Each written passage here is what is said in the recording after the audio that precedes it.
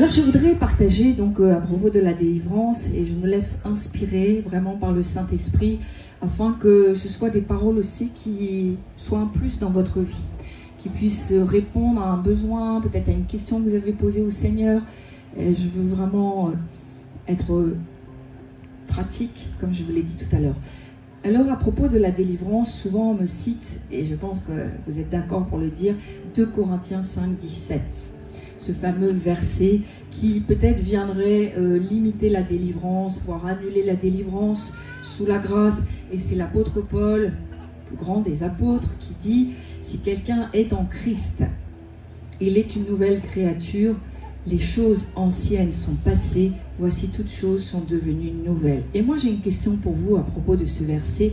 Si quelqu'un est en Christ, à quel moment est-ce qu'on sait que quelqu'un est en Christ ? Est-ce que vous pouvez dire que vous êtes en Christ ? Ce n'est pas que vous appartenez à Christ, que Christ est en vous. C'est là, si quelqu'un est en Christ.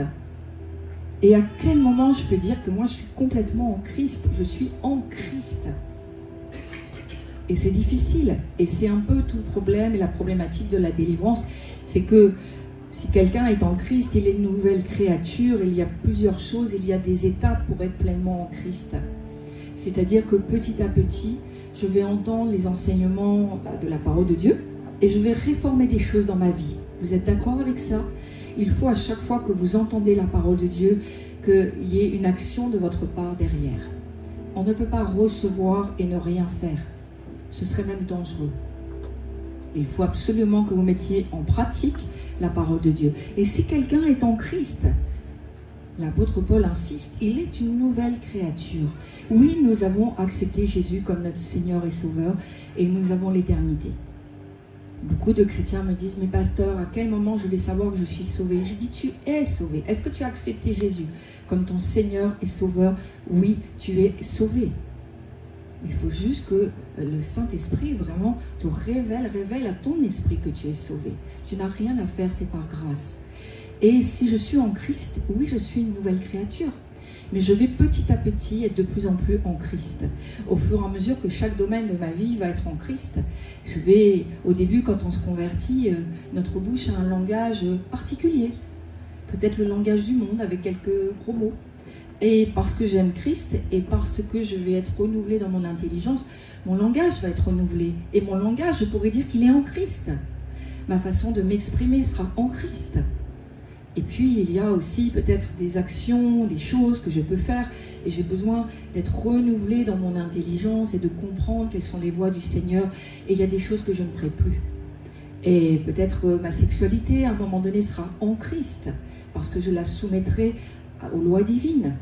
Et puis, ma façon de manger sera en Christ parce que Dieu nous donne aussi, dans l'Ancien Testament, des préceptes. Bien sûr que nous sommes sous la grâce, mais nous savons qu'il y a des choses qui sont mauvaises pour nos corps. Donc nous allons réformer notre façon de nous alimenter et ce domaine de ma vie va être en Christ, à la manière de Christ. Je vais la faire fonctionner à la manière de Christ. Et puis il y a peut-être ma façon aussi de me préparer le matin. Avant, je mettais mon réveil 5 minutes avant et j'avais juste le temps de prendre une douche, d'avaler un café et j'étais dans la voiture. Et je vais réformer cela parce que je sais qu'il faut que je remette ma journée au Seigneur et que c'est une bonne chose et que Dieu m'attend le matin comme il m'attend le soir. Et je vais être en Christ. Quand le matin je vais me lever peut-être 1 heure avant, je vais être un peu plus fatiguée. Non, mais ce domaine va être en Christ. Et vous voyez, il y a toutes ces choses et les choses que je voudrais faire. Et il y a les plaisirs de la vie qui ne sont pas des péchés. Et il y a mes aspirations, et il y a mes passions. Et moi, je vais mettre Christ dans mes passions. Et je vais mettre Christ dans mes aspirations et dans mon désir. Et je vais réformer cela. Parce que nous voulons plaire à Dieu. Et au fur et à mesure, oui, je vais être en Christ. Et de plus en plus, je vais être assise en Christ. Ou plus exactement, Christ va être assis en moi. Mais je dois refléter Christ, je dois être un témoignage et une lumière. Et comment je peux être une lumière si je n'ai pas réformé ma façon de parler, si je n'ai rien réformé dans ma vie? Est-ce que je suis en Christ? Je pose la question. Mon cœur peut être en Christ, Mais le Seigneur nous veut tout entier. Il veut que nous nous mettions sur l'autel comme un sacrifice vivant. Il n'a pas dit que tu mettes que ton cœur. Il a dit que tu dois mettre ton corps aussi. Tu dois mettre ton corps, tu dois mettre ton âme et tu dois mettre ton esprit sur l'autel. Et au fur et à mesure que je vais comprendre ces choses, je vais être de plus en plus en Christ.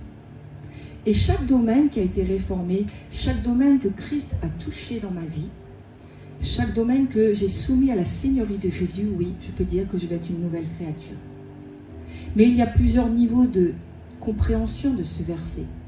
Moi, c'est la compréhension que j'en ai par rapport à la délivrance. Mais dès l'instant, bien sûr, où nous acceptons Jésus comme notre Seigneur personnel, nous sommes déjà en marche pour être une nouvelle créature. Et c'est formidable. J'ai vu des personnes être transformées, mais métamorphosées, parce qu'elles ont laissé la nature de Christ venir en elles, parce qu'elles ont laissé de la place au Saint-Esprit, parce que le Saint-Esprit est celui qui va te transformer complètement.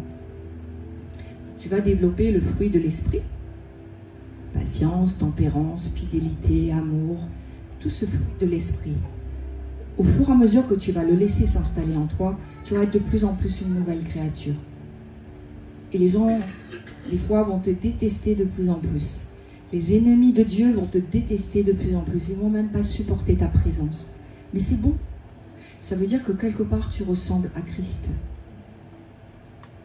Et la métamorphose s'est faite. Et je peux dire, moi, quand je parle avec des gens, je peux dire leur niveau de spiritualité. Non pas sur le nombre de versets bibliques qu'ils vont me citer, parce que ça, c'est avoir une bonne mémoire.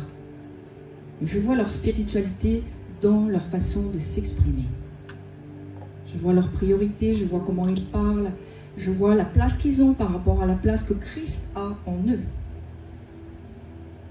Et si je suis plus enclin à parler de Christ, de ce que Christ a fait en moi, ou de ce que moi je peux faire par la grâce de Dieu, et je vois aussi Christ parce que les gens se sont décentrés d'eux. Et ils sont tournés vers les autres, cherchant ce qu'ils peuvent faire pour les autres. Comment ils peuvent les attirer pour le royaume de Dieu. Comment ils pourraient avoir plus d'onction pour les guérir, les délivrer. En fait, ils sont focus sur Christ et sur les autres. Et ça, c'est quelqu'un de spirituel. Nous, on pense que quelqu'un de spirituel, c'est quelqu'un, effectivement, qui va être capable de vous citer beaucoup de versets avec les références. Non, ça, c'est avoir de la mémoire. Ce n'est pas forcément être spirituel. Ça peut, mais ce n'est pas obligatoire. Et les choses anciennes sont passées. Oui, au fur et à mesure, c'est ce qu'on appelle un peu alors c'est en français, mais l'anglais progressif. C'est-à-dire que c'est en train de se faire. Les choses sont en train, dans tous les domaines où c'est la Seigneurie de Christ, les choses sont en train de devenir nouvelles. Je ne suis plus la même personne, en fait. Toutes choses sont devenues nouvelles, toutes choses sont en train de devenir nouvelles. Et c'est beau. Une personne qui s'est laissée renouveler dans toutes les facettes de son intelligence, de sa personnalité, c'est quelque chose de beau. Elle est débonnaire. Moi, je reconnais les gens spirituels parce qu'ils sont débonnaires. En fait, ils n'ont plus... Si Dieu fait, c'est bien, mais si Dieu ne fait pas, c'est bien aussi. Vous voyez, ils ne demandent plus rien. Ils n'ont plus vraiment de... Ils ne sont pas en train de venir arracher quelque chose, parce qu'ils savent que de toute manière, il y a la souveraineté de Dieu, et que c'est Dieu qui est au contrôle de leur vie, et que si Dieu veut leur donner, il va leur donner, d'une manière ou d'une autre. Vous savez que vous n'avez pas besoin de courir après les prophètes pour avoir une prophétie. Dieu peut se servir de la sœur là, et elle vient, elle me dit j'ai reçu quelque chose, et elle prophétise, alors qu'elle est jeune convertie, la sœur. Et Dieu peut utiliser n'importe qui, maman païen, pour vous parler. Mais Dieu utilise aussi ses prophètes.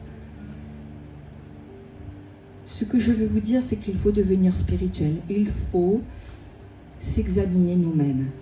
Arrêtons d'examiner notre voisin, notre conjoint. Examinons-nous nous-mêmes. Nous allons entraîner dans la transformation toute la famille. Et le monde a besoin de voir des chrétiens qui sont devenus des nouvelles créatures. Le monde n'a pas besoin de vous entendre parler les choses du monde, relater les choses du monde, avoir envie des choses du monde. Le monde a besoin d'autre chose. Il a besoin de voir des chrétiens dignes, qui sont fiers, mais qui sont différents. Parce que la différence est importante. Des fois, vous savez, dans mon ministère, et souvent d'ailleurs, les gens nous appellent, ils disent « Je ne peux pas venir à ton séminaire parce que je n'ai plus d'argent, je suis malade, et je suis loin, je suis dans l'incapacité de me déplacer, etc. » Et le diable passe avant Dieu. Je dis, il faut vous faire violence. Et puis, ils me disent des fois dans la conversation, vous savez, pasteur, je témoigne beaucoup de ma foi. Et je dis, non, arrête de témoigner. Pour le moment, cherche tes délivrances, arrête de témoigner. Mais de vous à moi, comment on aurait envie d'un Dieu quand vous voyez quelqu'un qui n'a plus rien, qui est malade, qui n'a plus d'argent, le diable est venu, il a tout volé. Et elle est en train de vous dire, viens à Christ. Je dis, bah non, mais moi je vais de l'autre côté. Si c'est ton Dieu là, vu l'état de ta vie, moi ça ne m'intéresse pas. Vous savez, je dis souvent, il faut son témoignage. Ayez un témoignage. Il faut que les gens vous voient avec de la lumière. J'étais malade, je suis guérie, j'avais un cancer, je devrais être mort. Aujourd'hui je vis. J'ai un témoignage. C'est ça que le monde a besoin de voir. Et il a besoin de voir que vous êtes bien dans votre vie, que vous êtes épanoui.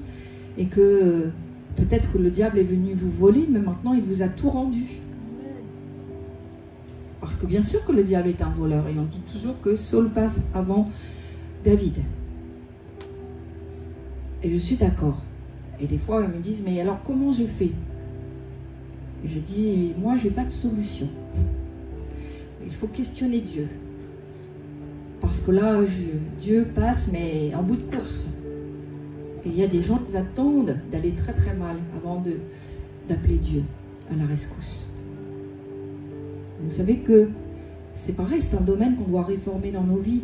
Parce que Dieu dit, tu es malade, appelle les anciens, qu'ils prient pour toi. Il ne dit pas, appelle le docteur. Il dit, appelle les anciens de l'Église. On doit réformer ça. On n'a pas les bonnes priorités. Et le risque que tu prends, c'est que Dieu te guérisse. Et que le médecin fasse faillite. Je crois que c'est important de réformer nos mentalités, notre conception des choses. Vous savez, c'est ce que Jésus, dans son ministère terrestre, il est venu parler particulièrement de ces choses. Il a dit, voilà le monde et voilà le royaume de mon Père. Et il faut que tu sois en Christ. C'est-à-dire qu'il faut que le royaume des cieux, le royaume de Dieu, rentre en toi. Il faut que le royaume de Dieu puisse forcer tes portes pour établir quelque chose de nouveau. On ne peut pas raisonner avec les choses du monde, parce que le royaume de Dieu, ses concepts, sa façon, je dirais, de régir, tout est régi par les lois divines. Et le monde, tout est régi par les lois du diable. On ne peut pas comparer deux choses qui ne sont pas comparables. Et en fait, ce verset qui a été utilisé et qui a été tordu pour expliquer qu'on n'avait plus besoin de délivrance, c'est très facile de faire dire à la parole de Dieu ce qu'elle ne dit pas. Parce que le diable est un menteur, il tord les Écritures, mais il se sert beaucoup des Écritures, nous le voyons dans la délivrance. On est obligé de rétablir la vérité de la parole de Dieu. Donc il faut que tu fasses rentrer Christ, la Seigneurie de Christ, et pas tes désirs, ta volonté, tes passions. Je veux aller là, je veux voir un tel. Non. Qu'est-ce que Dieu dit dans sa parole par rapport à nos fréquentations? Qu'est-ce qu'il dit par rapport à la liberté qu'il me donne? Quel type de liberté est-ce que j'ai encore? Nous devons nous enrichir des lois divines. Quand je suis arrivée dans la délivrance, j'ai constaté une chose, c'est que les voies de Dieu sont insondables, certes, mais qu'elles sont extraordinaires. Parce que tout ce que j'avais fait avant m'a servi dans la délivrance. Et une des choses que j'ai appris, c'est que j'ai fait du droit aussi. Et j'ai appris en fait que c'est très légaliste, la délivrance. Ce sont des lois contre lois, autel contre autel. Et que le monde spirituel, il y a énormément de choses à connaître. Mais on peut résumer ça effectivement loi contre loi. Il y a la loi du diable qui imite les lois divines. Pourquoi? Parce que le diable ne sait rien créer, parce que le diable ne peut qu'imiter, mais vu que l'amour ne se trouve pas dans le diable, il imite toujours en noir et blanc. Il imite toujours pour détruire, pour tourmenter, pour voler, pour égorger, pour nuire, pour diviser. Alors que Dieu a créé ces lois divines pour que nous fonctionnions bien dans ces lois divines et que nous ne nous blessions pas et que nous soyons épanouis. Et vous savez ce qu'est la délivrance finalement? C'est d'une loi, les lois qui régissent ma vie, ma mentalité, ma façon de fonctionner. Je dois remettre de l'ordre. Je dois faire passer de l'ordre, c'est-à-dire là où il y a du désordre, parce que Dieu ne nous parle pas, quand nous sommes ses enfants, il ne nous parle pas forcément de péché, il nous parle de désordre. Il y a eu du désordre, et maintenant je vais remettre l'ordre de Dieu. Et je suis délivré. Et s'il y a des démons, ils seront chassés. Mais le principal travail de la délivrance, c'est de remettre de l'ordre. Tu as cru à des mensonges diaboliques, tu as marché selon des fausses prophéties qui ont blessé ta vie, on va remettre de l'ordre. Et on va t'aider. La délivrance, ce n'est pas crier derrière les démons. La délivrance, c'est de comprendre qu'est-ce que c'est, quel droit le diable a sur ta vie, quel droit le diable a sur ta famille. Et nous allons enlever les droits.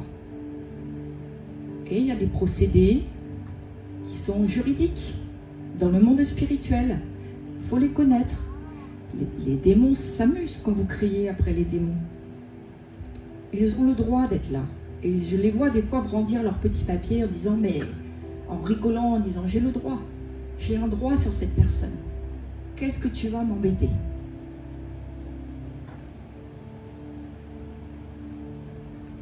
Et vous pouvez, ça peut durer longtemps, parce que si vous ne comprenez pas ce qu'est la délivrance, vous allez aller de réunion en réunion. On va crier sur vous, faire toutes sortes de choses, comme j'ai pu entendre, des choses les pires. Et rien ne se passera. Parce qu'il y a eu des droits qui ont été établis dans le monde spirituel. À chaque fois que vous avez pratiqué certaines choses, il y a eu des droits. Vous savez, nous évoluons, que vous le vouliez ou pas, dans un univers spirituel. Là, je suis au centre d'un tapis, mais dans le monde spirituel, je suis assise en Christ dans les lieux célestes. La partie de mon esprit n'est pas avec vous. Enfin, elle est là, mais en même temps, elle est en Christ. Elle est avec Christ dans les lieux célestes. Et ce que j'essaye de vous expliquer ce matin, ça descend du ciel. Parce que Dieu est à l'origine de ce ministère. Parce qu'il m'a appelé, il m'a établi. Et donc c'est Dieu qui est responsable de ce ministère. J'en ai la gestion sur cette terre. Mais quand je serai arrivé dans le ciel, je serai délesté de ça. Les chrétiens n'auront plus besoin de délivrance. Et je serai fière parce que je verrai des tas de chrétiens venir me voir. Je serai peut-être célèbre au ciel. Ils diront, mais pasteur, tu te souviens de moi, tu m'as délivré à tel moment. Je serai heureuse de voir tout le fruit. Et je suis qu'au début d'ailleurs, je crois. Et je sais que le jour où je vais au ciel, je vais connaître beaucoup de gens. Alléluia. Et donc ce verset de 2 Corinthiens 5, 17, c'est « Nous évoluons dans un monde qui est nouveau ». Mais beaucoup de chrétiens, en fait, vous n'avez pas l'impression qu'ils évoluent dans un monde nouveau. Quand vous les entendez parler, ils parlent selon le monde. Quand vous les entendez, ils n'ont pas trop de différence, vous voyez. Ils n'ont pas évolué dans un environnement nouveau. Et ils sont pourtant, Dieu les a extraits du monde. Il les a arrachés du diable pour les faire passer dans un monde de foi. Mais à différents niveaux, des fois on a du mal. On doit arriver dans un environnement qui est spirituel et qui fonctionne. Qu'on le veuille ou pas, qu'on y croit ou pas, il fonctionne. Et il a des lois qui sont établies. Quand Dieu a créé le monde, il a créé le ciel, la terre, tout ce que vous voyez, même si la nature aujourd'hui est un peu abîmée, les couleurs sont pâles.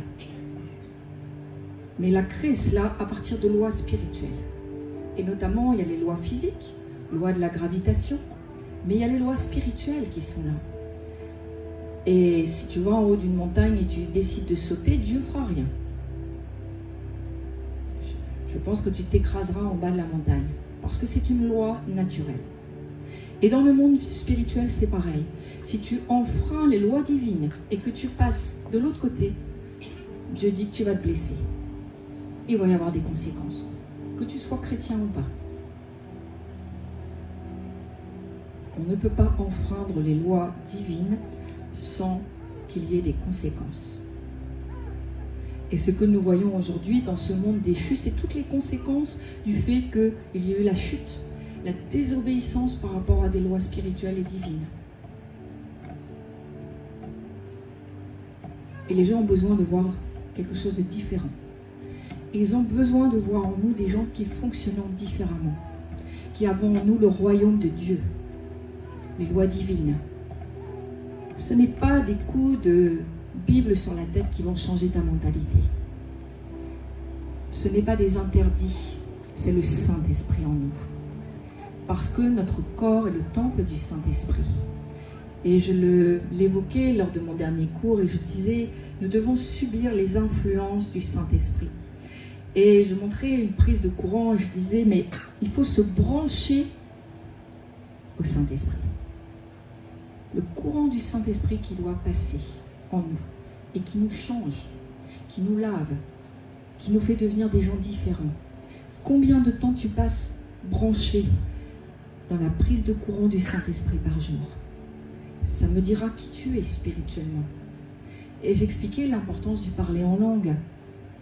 Parce que le parler en langue, tu subis comme ça les influences du Saint-Esprit qui te changent radicalement. Ça agit dans notre intelligence, ça agit dans notre charisme, ça agit dans notre personnalité, ça agit dans le fait de multiplier, ça agit à tellement de niveaux, même ta force physique. Vous saviez ça? Regardez Samson dans la Bible. La force de Dieu qui était en lui lui a permis de faire des exploits, mais ça n'a pas été le seul. Et il y a aussi une incidence sur ton physique, ton corps. C'est pour ça que les gens tombent. Parce que quand il y a la puissance du Saint-Esprit qui vient, les gens ne peuvent pas résister. Ils sont obligés de tomber. Je crois qu'il faut subir les influences du Saint-Esprit, plus. Si tu n'es pas baptisé dans le Saint-Esprit, recherche, demande. Peut-être qu'il y a des blocages, mais il faut qu'à un moment donné, ce soit débloqué, la situation. Tu ne peux pas rester toujours dans les blocages. Ça s'appelle la délivrance. Vous savez, Dieu parle des souffrances inutiles. Et les souffrances inutiles, c'est celles que le péché a commis en nous. Tu as été dans l'occultisme, la sorcellerie, peut-être pas toi, mais ta famille. Tu as fait des choses que Dieu réprime dans sa parole et ça t'a amené à souffrir. Normal. Dieu t'avait prévenu. En fait, il avait prévenu l'humanité entière. Et si toi, tu n'as pas été prévenu personnellement, c'est un peu comme le code de la route. Hein. Tu franchis un feu et les gens sont étonnés de voir un policier qui les arrête. Et ils se disent, je ne savais pas qu'il y avait un feu là. Oui, mais tu es quand même passé au feu rouge. Et même si tu ne le savais pas, que tu ne connaissais pas la région, tu vas quand même avoir l'amende, voire un point en moins. Pour les lois divines, c'est pareil.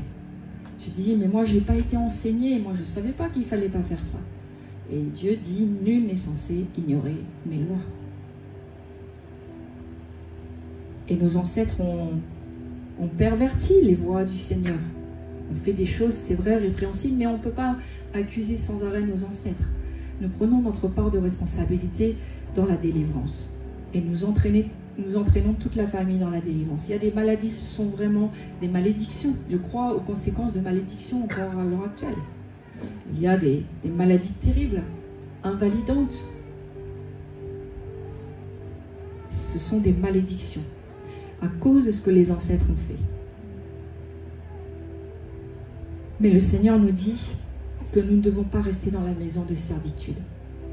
Exode 22, je suis l'Éternel, ton Dieu, qui t'ai fait sortir du pays d'Égypte, de la maison de servitude. Ce sont les souffrances inutiles. Il y a les souffrances utiles, mais c'est pour le service pour Dieu. Nous souffrons et évidemment, nous allons avoir des blessures de guerre. Mais un jour, nous aurons la couronne aussi pour toutes ces blessures de guerre. Ça, ce sont les souffrances utiles. Mais aujourd'hui, peut-être que tu as encore des conséquences et ce sont des souffrances inutiles. Le Seigneur te dit, tu dois sortir maintenant de la maison de servitude. Ne reste pas dans la maison de servitude, ce n'est pas ta place. Dieu t'appelle à la bénédiction. Dieu t'appelle à fructifier, à multiplier, à être la tête et pas la queue. Quel que soit le domaine, ne crois pas que ça va venir tout seul. Je devrais remettre un peu les pendules à l'heure. Les gens, ils croient que les choses vont se faire et ça va descendre du ciel. Non. En fait, pour le salut, oui, les conditions sont très basses. Il te suffit d'accepter Jésus comme ton Seigneur et Sauveur. De reconnaître que Jésus est mort à la croix pour toi, personnellement. Et si ton cœur et ta bouche sont en accord, tu es sauvé. C'est pour ça qu'on ne peut pas obliger quelqu'un à faire la prière du salut, parce que son cœur n'est pas de la partie. Et c'est pour ça qu'on ne peut pas demander à quelqu'un de renier Christ. Oralement, vous savez que ça a été fait, ça s'est fait, dans les guerres de religion et autres, mais le cœur, lui, est toujours à Christ. Il faut qu'il y ait l'adhésion des deux. Mais pour avoir tes délivrances, pour avoir ta bénédiction et pour sortir de la maison de servitude, tu dois te lever. Et tu dois combattre pour ta vie. Il y a un combat que tu dois mener. Parce que Christ l'a déjà mené en amont. Mais il faut venir arracher tes délivrances, tes guérisons. Il faut te déplacer, il faut aller au bon endroit. Là où les gens croient que tu peux sortir de la maison de servitude. C'est quoi la maison de servitude ? C'est la maladie, c'est les incapacités, c'est les malédictions. C'est tout ce qui te tourmente, c'est les peurs, c'est les angoisses. C'est tout ce qui te limite. C'est ça la maison de servitude. Et ça peut être les addictions, les drogues, les addictions médicamenteuses, l'alcool. Des choses qu'on va utiliser parce qu'on est blessé et parce qu'on souffre et parce qu'on veut moins souffrir.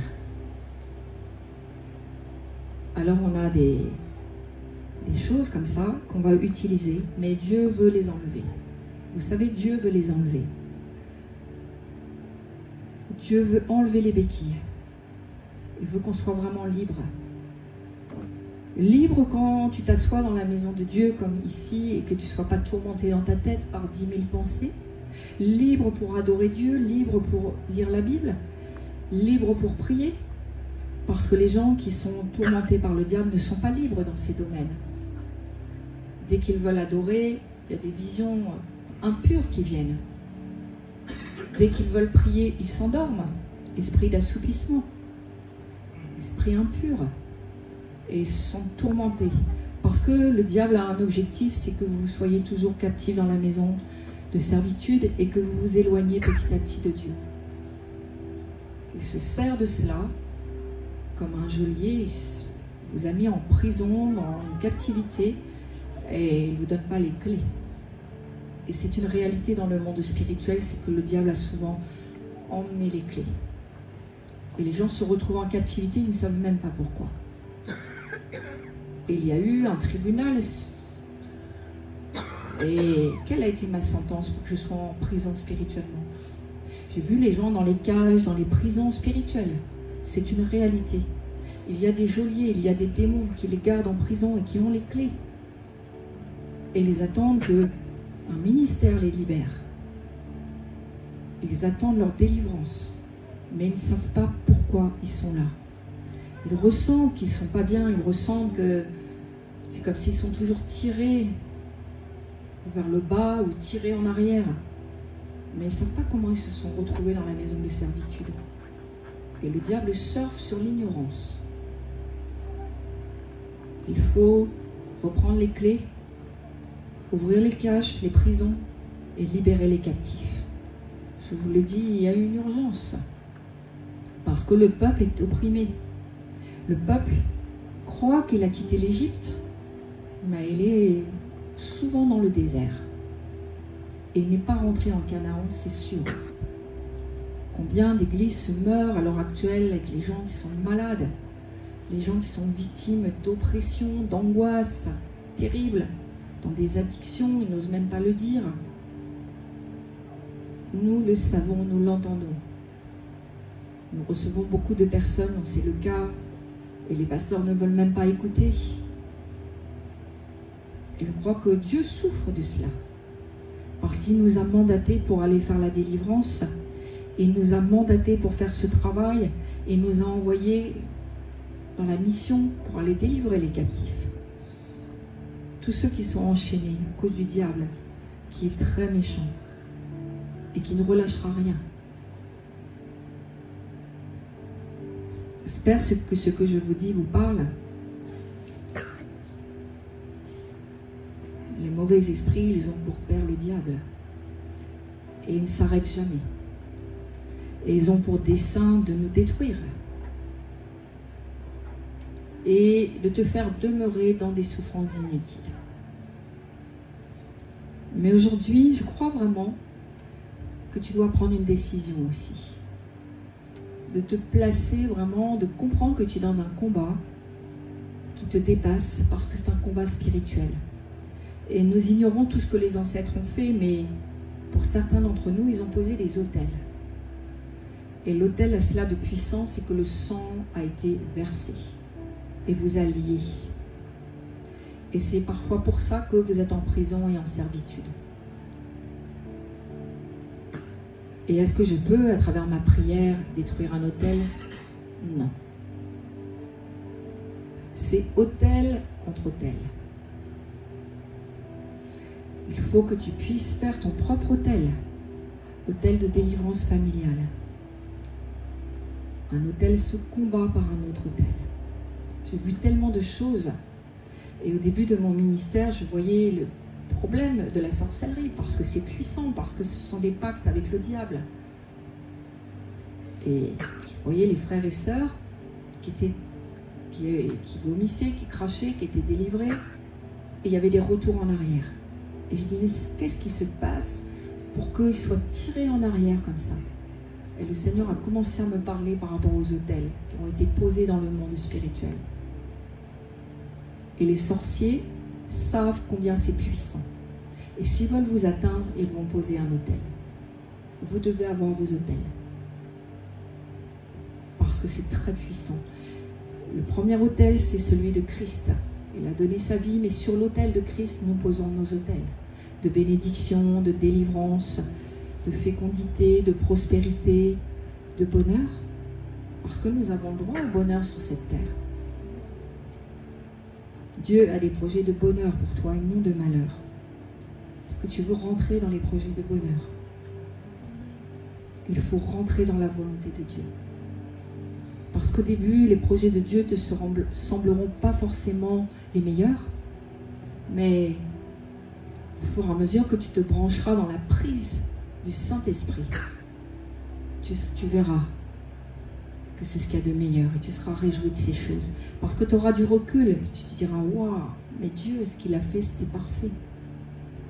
Il m'a fait passer par là, il m'a connecté à telle personne. Et moi, parce que j'ai obéi, aujourd'hui, je suis là. Et on se réjouit après. Mais ce n'est pas parce que vous êtes dans la volonté parfaite que vous ne souffrez pas. Mais Dieu dit que ce sont des souffrances utiles. Tu vas crucifier ton moi, tu vas crucifier tes désirs, tu vas crucifier tes passions, mais tu vas ressembler de plus en plus à Christ. Et c'est ça qui importe. Et la délivrance, c'est connaître son ennemi. C'est savoir à qui on a affaire. Et le diable, sa force, c'est de faire croire qu'il n'existe pas.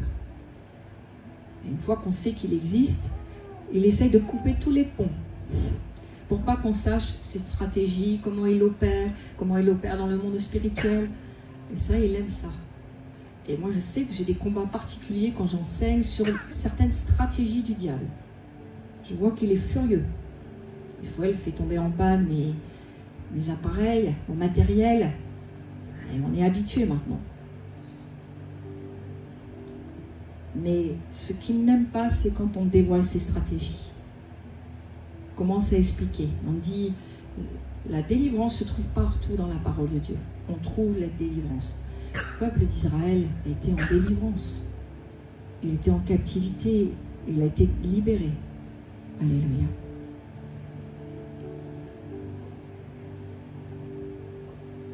Il y a des gens qui ont des esprits d'endurcissement. Il y a des gens qui ont des esprits d'assoupissement. On se dit, et les mauvais esprits, ils ne sont pas très dangereux, ceux-là. L'esprit d'assoupissement, il a cela de particulier, c'est que pendant les messages, tu vas t'endormir. Et il ferme à la source. Tu ne peux plus entendre, donc tu ne pourras pas parler. Et tu ne pourras pas être délivré. Simplement, tu t'assoupis et tu te réveilles à la fin du message et tu dis « Amen ». Et ils sont terribles, les esprits d'assoupissement. Et pourtant, quand vous les confrontez, ils n'ont pas l'air méchants. Et vous avez les esprits d'endurcissement. La personne, elle peut être très, très gentille. Et dès que vous commencez, les esprits d'endurcissement, au fur et à mesure, vous n'avez plus trop d'émotions et plus trop de sentiments à l'égard du Seigneur et des hommes. Mais ceci dit, c'est quand vous commencez à leur parler de Jésus, ils se mettent dans des colères terribles. Mais en dehors de cela, vous ne le voyez pas. Ce sont des hommes normaux, ils vont au travail, ils ont une famille, tout va bien. Et pourtant, ils ont des esprits d'endurcissement. Vous avez les esprits d'incrédulité. Ils refusent, et pour le coup, ils se mettent dans des colères terribles quand vous commencez à leur parler de Jésus. Vous leur présentez la croix, et ils commencent à manifester. Et il faut les délivrer. Une partie des gens n'arrivent pas à accepter votre message parce qu'ils ont des esprits d'incrédulité. Il faut lier les esprits d'incrédulité. Les démons nous entravent, nous empêchent de témoigner. Et vous voyez les gens qui réagissent quand vous parlez du sang de Jésus, vous parlez de la croix, ils réagissent à certaines choses plus que d'autres, parce qu'ils ne supportent pas. Et puis les démons se cachent partout, parce que les maladies, il peut y avoir des démons derrière vos maladies. Il peut y avoir des démons, la surdité, même une surdité qui n'est pas totale, mais qui est partielle. Ça peut être un démon. Les gens qui ne sentent plus les odeurs, qui voient mal, qui ont des gros problèmes. Surdité, cécité. Des démons qui se cachent là. J'ai vu mettre des fois la main là à l'oreille et le démon se mettait à hurler. Quand vous voyez la personne, vous n'auriez jamais dit avant qu'elle avait un démon de surdité, que c'était un démon. Vous avez des gens, à cause des démons, ils ont une force incroyable. Et il y a des gens qui ont fait les arts martiaux, qui ont pratiqué des choses comme ça, le yoga, et des démons sont venus, qui leur donnent des forces puissantes. Ils sont incroyables, surnaturels. Et nous avons vu être des fois à 5 sur une personne. Moi je priais, j'essayais. Ils étaient à 5 hommes forts sur la personne pour essayer de la maintenir au sol. Les démons, c'est une réalité. C'est une réalité. Et même si on n'en parle pas, c'est pas pour ça que ça n'existe pas. Et ils veulent être dans des corps, parce que sinon, ils ne sont pas dans des corps, ils sont tourmentés. Et ça peut être des humains, des animaux. J'ai vu aussi dans des objets. Faites attention aux objets que vous avez chez vous. Il y a des objets de culte idolâtres, il y a certains objets sataniques, il y a des démons possédés par des démons. Et il y a des gens, ils ramènent ça de vacances chez eux. Et après, ils disent, ils nous appellent, il se passe des trucs incroyables dans ma maison depuis quand? Depuis que je suis revenue de vacances. Ah, est-ce que tu as ramené quelque chose chez toi? Oui, oui, mais un petit objet de souvenir. Débarrasse-toi. Tu n'es pas revenu seul. Tu es revenu aussi avec tes démons. Une toute petite statue comme ça peut contenir beaucoup de démons. On doit faire le nettoyage de nos maisons. Alléluia. Je vais m'arrêter là sur l'enseignement. Je voudrais prier aussi, prendre un temps de prière. Mais ce que je voulais vous faire passer ce matin comme message, c'est que la délivrance est d'actualité. Et il faut vous-même que vous puissiez parler de la délivrance à ceux qui ne connaissent pas. Ils vous attendent. Ils attendent d'être délivrés. Et parfois, ils ne le savent pas. mais ils ont besoin de délivrance. Tout ce que nous avons pu faire avant, dans le péché, peut amener des démons. J'ai dit le sorcellerie, l'occultisme, mais tout ce qui est aussi relations sexuelles, qui a amené des gens même à se suicider parce que des démons sont rentrés en eux. Et puis des pratiques, parce qu'aujourd'hui vous avez tellement de médecine parallèle. Je prie régulièrement pour les gens qui ont été voir des magnétiseurs, des guérisseurs, qui se sont fait maraboutiser. L'acupuncture. Quand je prie, des fois les gens me disent qu'ils souffrent un peu partout et c'est toutes les zones où il y a eu des aiguilles d'acupuncture. Les impositions de main des magnétiseurs, ça existe, ça vous envoûte, ça crée des liens dans le monde spirituel. Il faut renoncer, il faut se libérer de ces choses et il y a tout un travail à faire. Mais quand le travail est fait, on est libre. On a quitté la maison de servitude. Et Dieu t'attend dans la liberté. Ce n'est pas Dieu qui te veut dans la maison de servitude. Il a déjà montré le chemin pour ta liberté. Ne te laisse pas mettre en prison par des gens qui ne croient pas à la délivrance.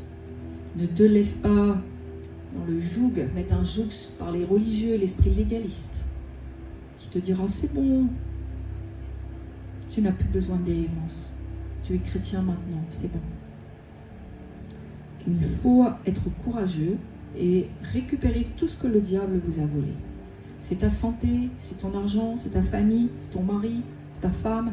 Qu'est-ce qui t'a volé? Tes enfants? Il faut vouloir récupérer et être violent spirituellement. Amen. Est-ce qu'on peut se lever quelques instants? Je demandais à Gaël s'il peut revenir.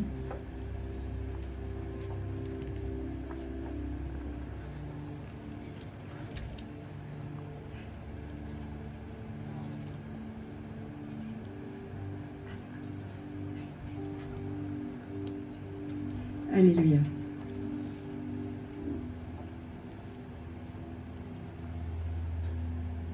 Voilà. Je vais prier pour vous quelques instants. Il faut vraiment que vous soyez concentrés sur la prière. Ne regardez pas aux voisins, etc. C'est chacun pour soi dans la délivrance. Et croyant que le Saint-Esprit va agir, il faut être assez désespéré et humble. Si vous êtes dans l'orgueil, si vous ne voulez pas que ça se voit, si vous ne voulez pas être exposé, il ne va rien se passer. Ça, je le dis, je le redis.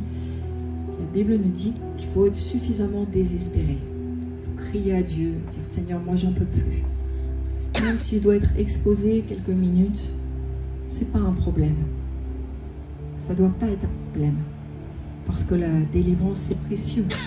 Et Dieu ne l'accorde pas aux orgueilleux. Alors, vous devrez encore attendre sinon.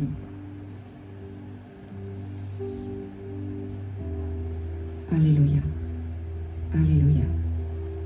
Sanda da da da da da koli sanda da da da da da so. Kende bada sanda da da da da da da da da so. Do koli kende bada so. Kende bada sanda da da da da da da da so. Kende bada sanda da da da da da da da so.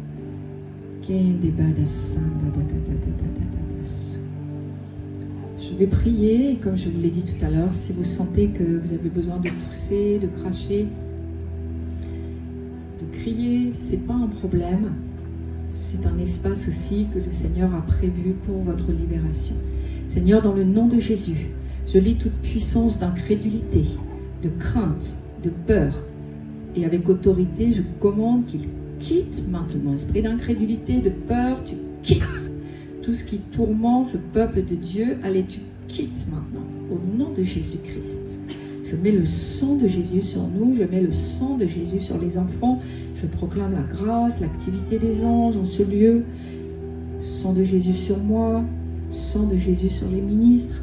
Seigneur, dans le nom de Jésus, je déclare que tout ce qui est venu sur le fœtus, par le fait de ne pas avoir été désiré, de ne pas avoir été aimé à la naissance, au nom de Jésus, ça quitte. Allez, tout ce qui est venu sur le fœtus, les démons qui sont venus, esprit de rejet, esprit d'abandon, esprit de peur, ça quitte. Allez dans le nom de Jésus.